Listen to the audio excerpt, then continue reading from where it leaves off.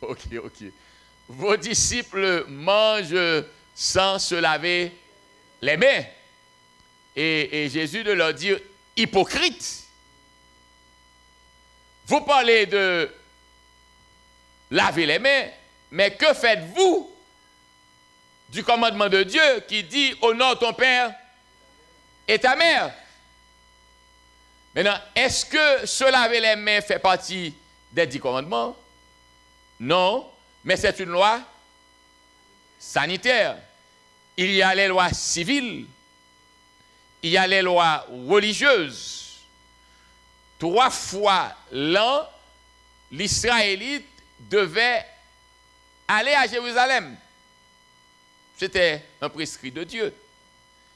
On parle de fête de pain sans levain, de la moisson des prémices, des tabernacles, trompettes. Donc, il y avait dans la vie du peuple d'Israël un système établi, et ce système était la recommandation de Dieu. Moïse n'a rien inventé. Et j'aurais aimé soumettre à votre attention ce fait quand Dieu a recommandé à Moïse de construire l'arche. À Moïse, pas l'arche d'alliance. Attends. Nous avons trop d'hommes qui aiment la Bible. C'est très bien ça. Pas l'arche lors du déluge, mais l'arche de l'alliance. Maintenant, dans le tabernacle, Moïse devait placer les 10 commandements à l'intérieur de l'arche. Et n'oubliez jamais que les 10 commandements, les 10, étaient écrits de la main ou du doigt de Dieu. En 2 occasions différentes. La première, c'est lui-même qui a taillé les pierres et a écrit les 10 commandements. Table que Moïse a brisée quand il a vu... Oui, mais je suis d'accord avec le mot docteur, mais je dirais également, si on veut, la prostitution du peuple. Mais l'apostasie, ok. Pourquoi il dit la prostitution? Parce que quand on laisse son Dieu et qu'on se tourne vers d'autres dieux, on se prostitue. Alors, rapidement, Moïse a reçu de Dieu l'ordre d'écrire des lois. Et quand il a fini de les écrire, il a demandé aux Lévites de placer cette loi-là ou cette série de lois, non pas dans l'arche, mais à côté de l'arche. Je voudrais que tout cela soit clair pour vous. Donc, tout ceci fait loi. Et vous devez seulement comprendre le contexte pour savoir quand Dieu parle des 10 commandements et quand il parle de lois sanitaires, de lois religieuses. Et même Jésus, lui, israélite, juif, il a participé à toutes les fêtes qui étaient recommandées aux Israélites parce que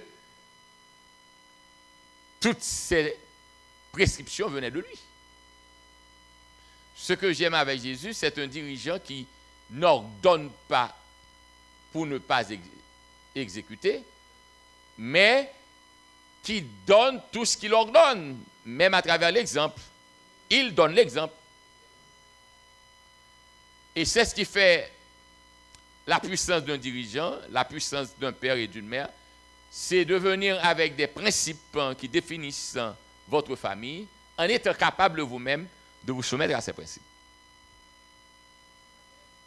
Il ne faut pas dire à l'enfant, vous devez rentrer à 9 h en tant que père de famille, et puis vous rentrez vous-même à 3 heures du matin. Ça ne va pas marcher. Maintenant, quel peuple Dieu a-t-il réclamé comme étant le sien?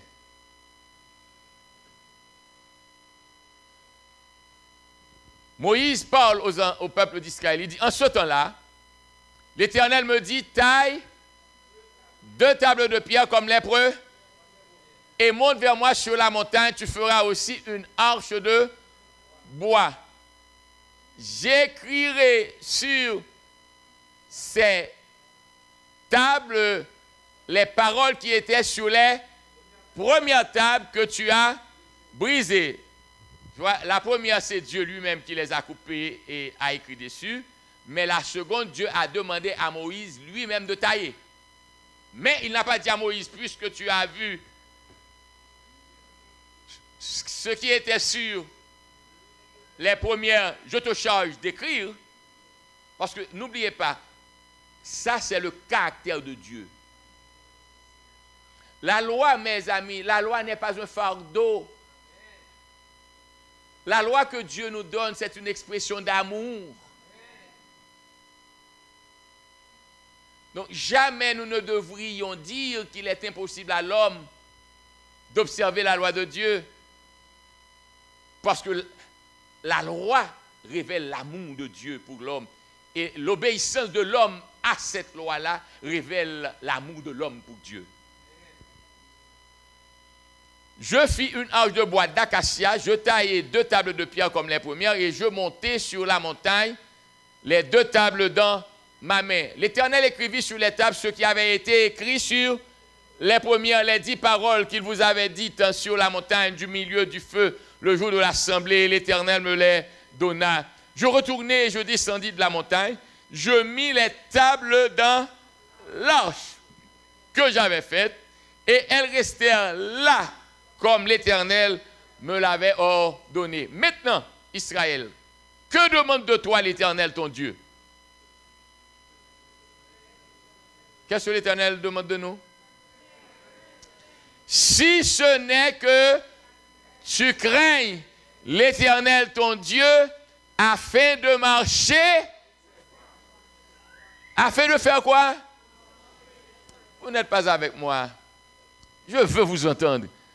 Afin de marcher dans toutes ces voies. Et écoutez, pas dans les voies que vous aimez, non? Je vous dis que je serais même tenté de préparer pour vous un sermon sur tout. Et c'est très important. Dieu demande votre tout ou rien. Parce qu'il s'est donné tout entier. Donc, nous devons marcher dans toutes les voies de l'Éternel, d'aimer et de servir l'Éternel ton Dieu de tout ton cœur et de toute ton âme. Si ce n'est que tu observes les commandements de l'Éternel et ces lois que je te prescris aujourd'hui, afin que tu sois heureux. Frères et sœurs, Satan veut nous ravir notre bonheur. Satan veut nous priver de la joie. C'est pourquoi il nous fait croire qu'il est difficile d'observer les commandements de Dieu. Mais la Bible est claire. Celui qui est heureux est celui-là qui observe les commandements de Dieu. Le bonheur n'est nulle part d'autre que dans la soumission à Dieu. Voici à l'Éternel, ton Dieu appartiennent les cieux et les cieux des cieux, la terre et tout ce qu'elle renferme. Et c'est à tes pères seulement que l'Éternel s'est attaché pour les aimer. Et après eux, c'est leur postérité. C'est vous qu'il a choisi d'entre tous les peuples, comme vous le voyez aujourd'hui. Alors, vous croyez, c'est votre intelligence qui vous met à l'église? C'est Jésus qui vous a choisi d'entre tous les peuples. Mais quand il vous a choisi, ce qu'il attend de vous, c'est la soumission totale à sa volonté, mon ami. Le témoignage de Paul face à l'élection. Qui ça Paul dit? C'est un homme que j'aime, mais il est trop philosophique. Dans Romains 9, versets 1 à 5. Je dis la vérité en Christ et je ne mens point. Ma conscience m'en rend témoignage par le Saint-Esprit. J'éprouve une grande tristesse et j'ai dans le cœur un chagrin continuel, car je voudrais moi-même être anathème et séparé de Christ. Vous n'avez pas entendu le français, non, que le type a dit là.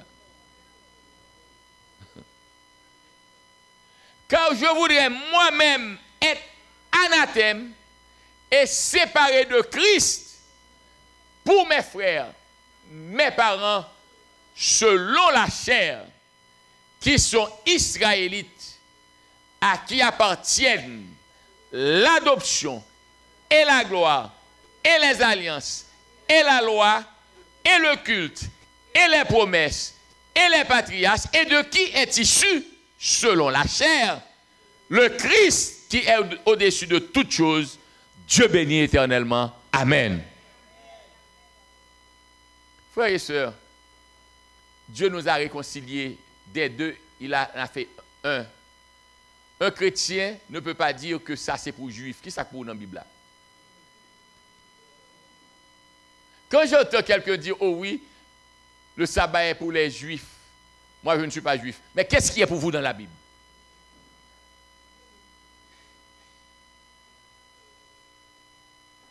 Qu'est-ce qui est pour vous? Et vous dites que le sabbat est pour les juifs. Mais Paul, que vous aimez tant, c'est juif qu'il est, c'est pas moi qui le dis, non, il réclame son identité. Mais Jésus qui sauve l'humanité, il est juif.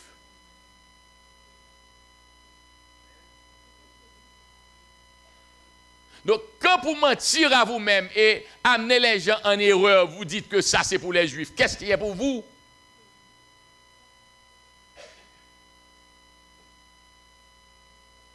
Et quand Dieu a choisi le peuple juif, il a choisi d'entre tous les peuples afin de se révéler aux autres peuples à partir du juif. C'est pourquoi je vous dis, le choix est inclusif et universel.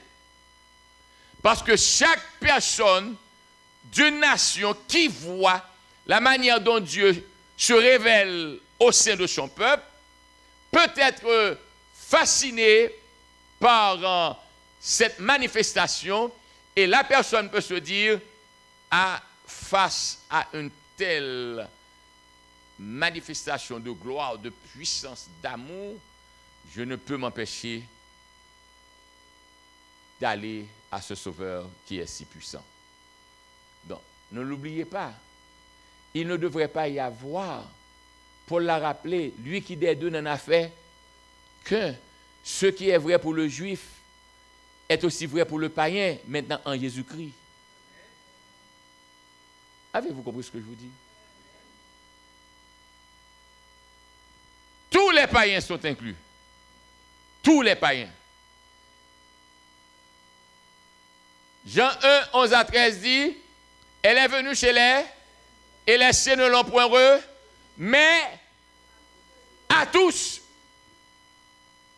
ceux qui l'ont reçu, à ceux qui croient en son nom, elle a donné le pouvoir de devenir enfants de Dieu, lesquels sont nés non du sang, ni de la volonté de la chair, ni de la volonté de l'homme, mais de Dieu. Donc maintenant, comment devenir maintenant peuple de Dieu?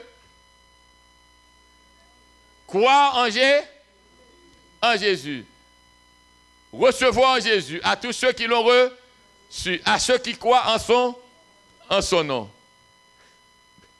Dans Galates 3, versets 26 à 28, il est dit, car vous êtes tous fils de Dieu par la foi en Jésus-Christ. Vous êtes tous. Et je ne sais pas pour vous, mais s'il y a un peuple à être content de ce privilège, c'est moi. Moi, haïtien. Parce que personne ne peut me barrer la voie. Jésus veut de moi aussi.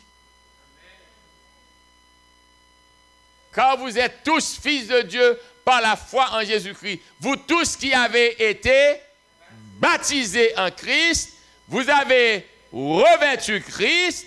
Il n'y a plus ni juif, ni grec. Il n'y a plus ni esclave, ni libre. Il n'y a plus ni homme, ni femme, car tous, vous êtes un. Est-ce que je peux être chrétien et dire que ça c'est pour les juifs, c'est pas pour moi? Parlez-moi donc. Non. Parce que nous sommes devenus un en Jésus-Christ. En Jésus-Christ, nous le sommes devenus. Mais quand maintenant j'accepte Jésus, pour devenir membre de la famille de Jésus, je dois être baptisé.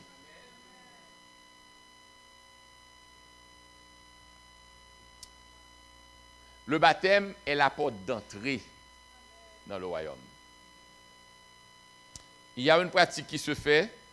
Bon, moi je ne l'aime pas, mais ça devient courant. On trouve des gens qui sont officiers d'église, qui sont à l'église, qui dirigent l'église, et puis il y a baptême et puis ils viennent pour être baptisés. Le baptême a du sens. Le baptême a un sens, il faut le respecter. Le baptême, c'est le symbole de mariage entre le pécheur et Dieu. Et Paul le dit également, c'est la mort et la résurrection. Quand le pasteur me plonge, je suis mort au péché, et quand il me relève, je mène une vie nouvelle. Donc, si je vis avec ma femme et que nous avons un différend, je ne retourne pas ni à l'hôtel, ni au pasteur pour lui dire de me marier encore. Je m'entends avec ma femme. On présente des excuses. Je sais que les hommes haïtiens n'ont pas été éduqués pour apprendre à demander pardon.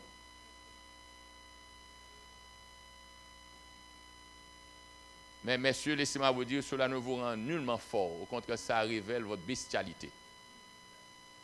Parce que l'homme doit être conscient de ses fautes, de ses erreurs, et présenter des excuses quand on a tort. C'est ce qui fait la valeur d'un homme. Donc, je me suis mal exprimé à mon épouse, j'étais en colère. Je dois avoir le courage de dire, chérie, je n'aurais pas dû employer ce terme. Je reconnais avoir été sous le coup de la colère.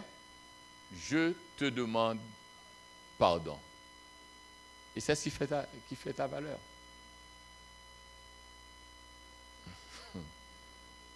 Donc, êtes-vous avec moi? En Jésus, nous sommes devenus un. Mais pour être en Jésus, il faut être baptisé. Et le baptême est la porte d'entrée. Le baptême est la nouvelle naissance. Oui, amen. L'élection de Dieu concerne toutes les nations. Les Juifs ont failli. Ils n'ont pas reconnu le Messie. Et maintenant, Dieu s'attend à ce que tout le monde soit soumis à la même condition. Vous savez, le peuple d'Israël était un peuple Messie, ou un peuple porteur du Messie, ou un peuple qui devait véhiculer le Messie. C'est-à-dire, il fallait s'inspirer du peuple d'Israël pour découvrir Jésus et venir à Jésus à partir de l'Israël. Et dans une très large mesure, dans une très large mesure, ils ne l'ont pas accompli en tant que nation, mais ils l'ont accompli en tant que croyants. Parce que ce sont eux qui ont commencé avec l'évangélisation. L'élection de Dieu concerne toutes les nations. J'espère que Nadine a placé les Haïtiens. Nous sommes là?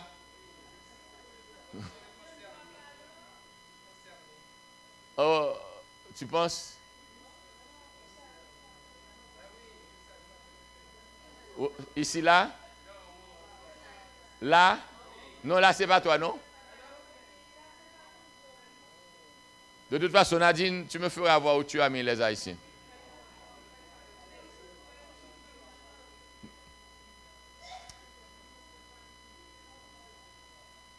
Alors,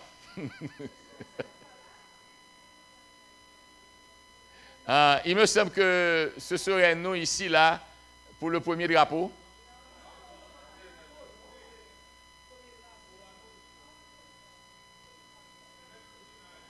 Ici, là.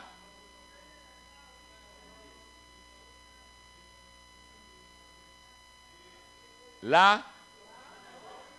Non, ce n'est pas nous. OK. Mais la réalité est que nous sommes là.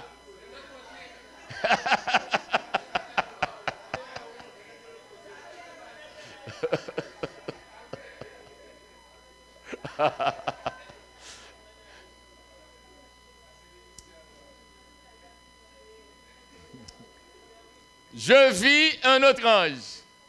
Donc peut-être c'est une maladie, hein, où je passe, dès qu'il y a plusieurs drapeaux, je cherche à retrouver le mien. Je vis un autre ange qui volait par le milieu, ayant un évangile pour l'annoncer aux habitants de là, à toute tribu, à toute langue et à... Frères et sœurs, Dieu ne fait pas d'exclusivité. Nous tous, nous sommes appelés. Si vous n'êtes pas sauvés, ce n'est pas parce que Dieu vous a mis de côté, mais c'est parce que vous-même, vous n'avez pas répondu à l'appel de Dieu. Il disait d'une voix forte, créez Dieu et donnez-lui gloire, car l'heure de son jugement est... et adorer celui qui a fait le et les souches d'eau. Et un second ange suivi en disant, elle est tombée, Babylone la grande, qui a abreuvé toutes les nations du vin de la fureur de son impudicité. Et un troisième ange les suivi en disant d'une voix forte, si quelqu'un adore la bête et son image, et reçoit une marque sur son front ou sur sa main, il boira lui aussi du vin de la fureur de Dieu, versé sans mélange dans la coupe de sa colère, et il sera tourmenté dans le feu et le soufre devant les saints anges et devant l'agneau. Et la fumée de leur tourment monte au siècle des siècles. Ils n'ont de repos ni jour ni nuit, ceux qui adorent la bête et son image, et quiconque reçoit la marque de son nom. C'est ici la persévérance des qui gardent les commandements de Dieu et la foi de Jésus. Où donc est la sécurité?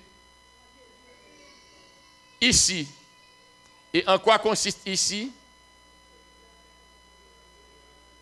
Dans la persévérance et l'observation des commandements de Dieu. L'apôtre Paul le définit clairement. Quand les païens qui n'ont pas la loi font naturellement ce que prescrit la loi, ils sont, eux qui n'ont point la loi, une loi pour eux-mêmes. Ils montrent que l'œuvre de la loi est écrite dans leur cœur, leur conscience en rendant et leur pensée s'accusant ou se défendant tour à tour. C'est ce qui paraîtra au jour où, selon mon évangile, Dieu jugera par Jésus-Christ les actions secrètes des hommes. Frères et sœurs, écoutez-moi bien, nous tous, nous devons comparaître par devant le tribunal de Dieu. Nous tous.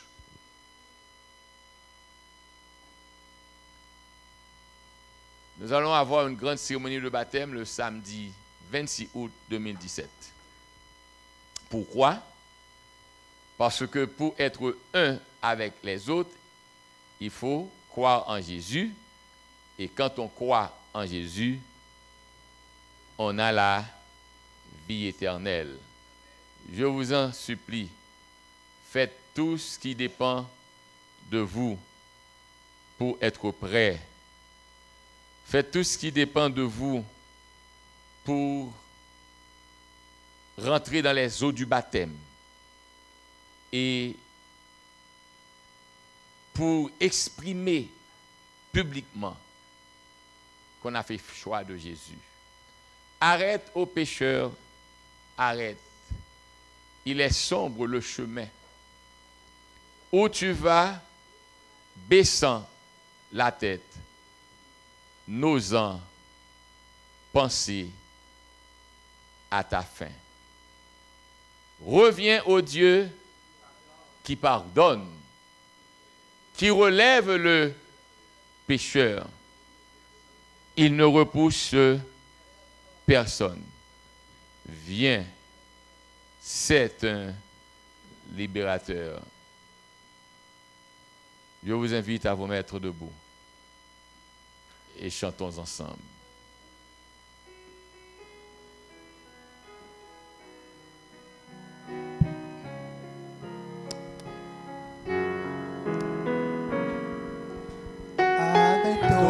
Pécheur, arrête, il est sombre le chemin où tu vas baissant la tête, n'osant penser à ta fin. Reviens au Dieu qui pardonne, qui relève le pécheur. Il ne repousse personne, viens, c'est un libérateur. Qui a écrit les 10 commandements? Moïse. Sur combien de tables de pierre Dieu a-t-il écrit les 10 commandements? Les 2 tables de pierre. Est-ce que Moïse a écrit également des commandements?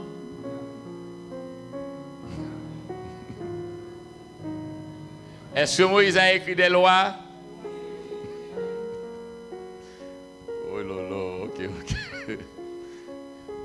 Ok. Donc Moïse a écrit des lois et Dieu a écrit les commandements. Et les commandements que Dieu a écrits, on les appelle également les 10 commandements ou les 10 paroles ou la loi morale. Est-ce que la loi morale est là pour tout le monde, toutes les nations, tous les peuples? Ok. Maintenant, où Dieu avait-il placé, où Moïse avait-il placé la loi morale de Dieu? Et où avait-il placé les autres lois? À côté de l'arche. Est-ce que nous croyons qu'il y a lieu pour les autres nations de lutter avec le juif pour dire qu'il n'est pas juif? Qu'est-ce que Dieu a fait à la croix?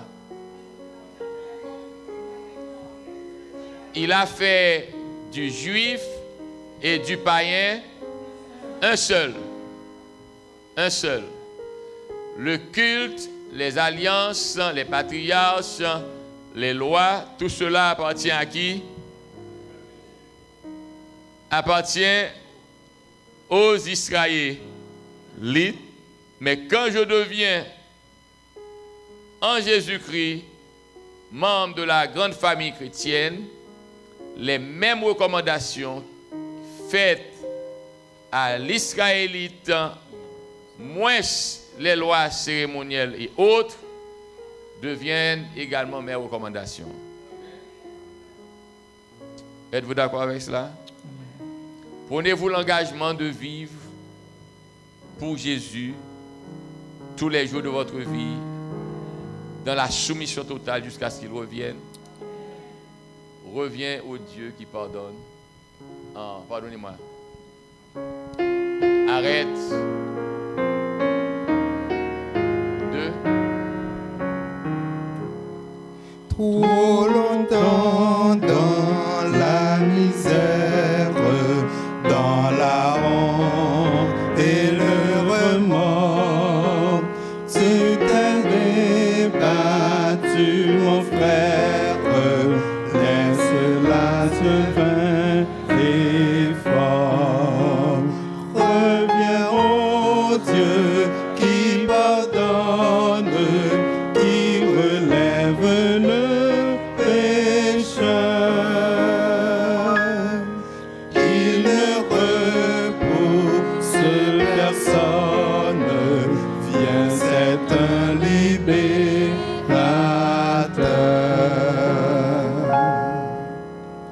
Apprends-toi quelle autre vie, si ton péché n'était plus de la chaîne qui te lie, que les anneaux soient rompus.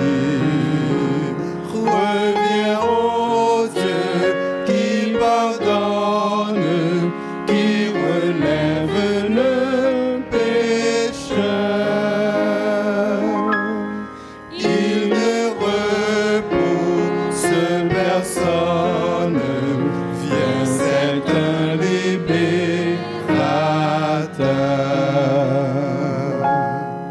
Tu pourras dans la lumière marcher libre avec ton Dieu, et le bon regard du Père te guidera du Saint-Lieu. Reviens au Dieu qui pardonne, qui relève le pécheur. Il ne repousse personne, viens, c'est un libérateur.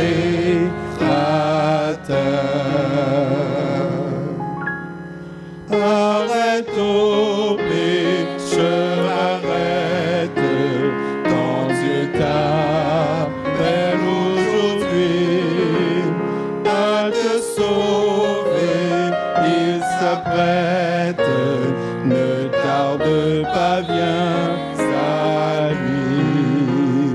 Reviens au Dieu qui pardonne, qui relève le pécheur. Il ne repousse personne, viens, c'est un libérateur.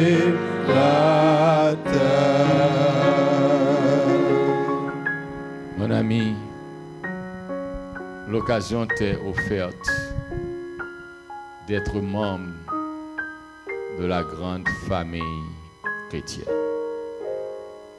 L'auteur inspiré a déclaré: arrête, ô pécheur, arrête. Tu as besoin de t'arrêter, de faire halte. Tu cours. Tu vas par 1000 chemins. Mais, hey, halte. Halte. Arrête-toi. Il y a quelqu'un qui a besoin de toi. Quelqu'un qui veut te délivrer. Toi, tu passes par 1000 chemins pour trouver la solution, mais lui, il a la solution. Et quand tu l'as, tu t'agites moins, tu t'inquiètes moins, et tu as toujours la correcte réponse, la réponse parfaite à tous vos soucis, à toutes vos questions. Ton Dieu t'appelle. Il t'appelle aujourd'hui. Il t'appelle maintenant. Il s'adresse à toi. Il veut te libérer. à te sauver, il s'apprête. Il se prépare à te sauver. Il est disposé tout entier à se donner à toi. Il s'est déjà donné pour toi. C'est ton tour maintenant de te donner à lui. Pourquoi tardes-tu? Pourquoi? Ne tarde pas. Viens à lui. Il y a une grande cérémonie de baptême le samedi 26 août 2017. Je vous invite à donner vos noms maintenant. Car Jésus revient bientôt. Quelle date est le baptême? Samedi qui vient. Le ciel se réjouit. Les enfants de Dieu viennent en grand nombre. Ils rentrent, les brebis rentrent dans la bergerie. Donnez votre nom au pasteur de l'église, au coordonnateur Dr Joseph, à pasteur Edson, au premier ancien Ricardo Saint-Léger, ou à tout dirigeant d'église que vous rencontrez sur votre chemin. Empressez-vous. Empressez-vous. Le temps est fâcheux. Les jours sont comptés. Et Jésus est à la porte. Notre Seigneur, notre Dieu, nous te bénissons pour le privilège de pouvoir t'adorer ce soir. Tu nous as fait voir que tu appelles tout le monde. En Jésus, nous sommes tous élus. En Jésus, nous sommes tous membres de la grande famille chrétienne.